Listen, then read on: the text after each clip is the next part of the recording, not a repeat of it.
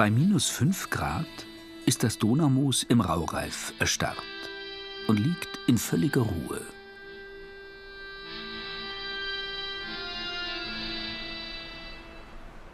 Den Exmoor-Ponys macht die Kälte nichts aus. Die halbwilden Urpferde kommen ursprünglich aus den Moorgebieten Englands und sind Sumpf und Kälte gewöhnt. Der Falke ist auf Nahrungssuche. Nur ab und zu bewegt sich etwas. Auch die schottischen Hochlandrinder gehören zu den eigentümlichen Bewohnern des Moors.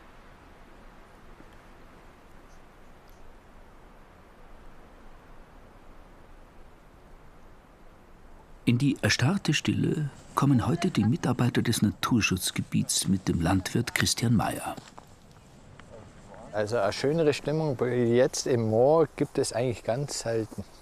Er lebt und wirtschaftet im Donaumoos. War am Anfang schon eine Herausforderung, weil das ganz anders ist als das, was wir so kennen eigentlich. Das Moor hat seine eigenen Gesetze. Die Agraringenieurin Anja Schumann will die Exmoor-Ponys heute auf eine andere Weide bringen. Sie sind ganz entspannt und relaxed. Sie kennen ja nichts anderes. Ja. Sie leben in ihrer artgerechten Haltung auf der Weide. Sie haben hier offene Wasserflächen, wo sie saufen können. Also das ist eigentlich so typisch, wie ein Pferd leben würde in der Steppe oder eben hier das Exmoor-Pony als Moorpony sozusagen auf diesen nassen Flächen. Die knibbeln jetzt an den Gräsern, an den Kräutern, holen sich das, was sie brauchen. Das kriegen wir leider im Fernsehen ja nicht so mit, aber wenn wir hier durchlaufen, haben wir ja den Geruch der Minze ja auch in der Nase. Also hier sind auch sehr viele Kräuter, die die Pferde gerne zu sich nehmen. Die Minze allerdings nicht, die ist ihnen zu scharf. Komm her, du Süßi. Weil sie im späteren Winter gefüttert werden müssen, sollen sie an einen Platz, der auch bei Nässe mit dem Fahrzeug erreichbar ist. Vorsichtig lockt Anja Schumann die Tiere. Muss man ihre Schweife angucken, die sind ganz gefroren. Aber nicht alle lassen sich von den Karotten verführen. Die andere, die ist sowas von misstrauisch, das ist so die älteste Stute. Eigentlich sind ja auch die Stuten die Leitstuten und sie will dann nicht so rein. Und wir hoffen jetzt aber auf einen Herdentrieb. Wir werden jetzt einen Hänger holen und Heu und versuchen, die anderen zu verladen, darüber zu bringen. Und dann wird sie irgendwann mit ihrem Fohlen mal außen rumlaufen und auch zu der anderen Herde. Das ist der Vorteil wieder von Pferden, dass sie diesen Herdentrieb haben. Ganz nebenbei arbeiten die Tiere für den Naturschutz. Die haben ein ganz anderes Fraßverhalten zum Beispiel als Schafe oder als Rinder. Pferde, die beißen das Gras ab, während die Rinder rupfen. Und das heißt, die Wurzel bleibt erhalten und die knippeln das aber ganz kurz. Und wir wollen gucken, dass wir ins Frühjahr ganz kurzrasig, sagen wir dazu, ins Frühjahr reingehen für die Wiesenbrüter. Unser Schutz ist hier hauptsächlich die Wiesenbrüter, wie der Kiebitz, die Bekassine. Brachvogel ist leider auch nicht mehr da, aber wir versuchen ihn natürlich wieder hier anzulocken. Und die lieben das so ganz kurzrasige Strukturen, etwas offene Bodenstellen, aber auch wieder so ein paar Büschel, wo sie sich hinter verstecken können. Und das ist ideal.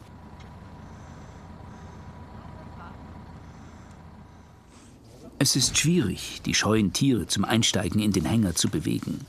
Ein Geduldsspiel, denn sie sollen auf keinen Fall verschreckt werden. Stück für Stück ziehen sie das Gatter enger. Warten. Ist okay,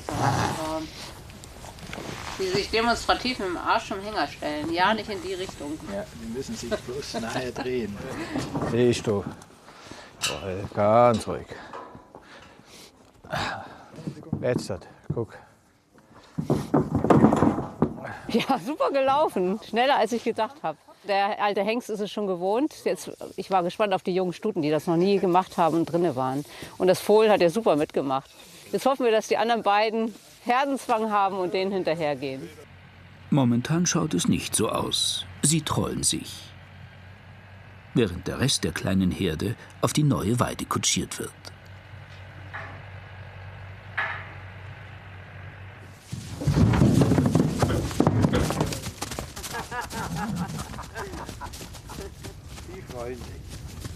Die freuen sich. Die halbwilden Tiere verstärken den Eindruck einer urweltlichen Landschaft die jetzt im Winter auch den einheimischen Wanderern ihren Charakter zeigt. Das löst einfach eine gewisse Ruhe aus, kann man sagen. Man läuft einfach mit sich und man hört eigentlich rundum nichts, was einen ablenkt. So. Man kann da so richtig in sich gehen und mal über alles so nachdenken. Übers Jahr oder was eben gut war, was schlecht war. Und sowas machen wir heute mehr oder weniger. Wir machen das 4-mal im Jahr. Frühjahr, Sommer, Herbst und Winter. Je nachdem, wie das Wetter ist. Und wir können es uns aussuchen als Rentner. Heute war der ideale Tag. Gefroren, sonst hätten wir da hinten gar nicht laufen können, weil es so sumpfig gewesen wäre. Aber die Ruhe macht es eigentlich aus, man hört nichts. Dabei wechselt der Zustand oft von einem Tag auf den anderen. Und mit der Temperatur ändert sich der Charakter des Moors.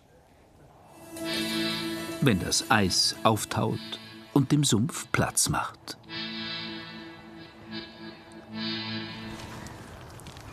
Die Tiere, die hier gehalten werden und das ganze Jahr draußen sind, müssen mit diesen Verhältnissen klarkommen.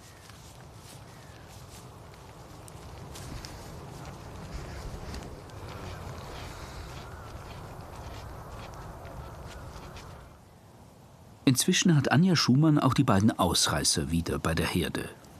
Die haben sich an die Fläche gewöhnt. Und vor allem auch, dass die Stute mit dem Fohlen, die ja noch fehlte, das war sehr unkompliziert, die auch noch hier rüber zu locken dann. Jetzt warten sie natürlich auf ihre Karotten, die ich vergessen habe.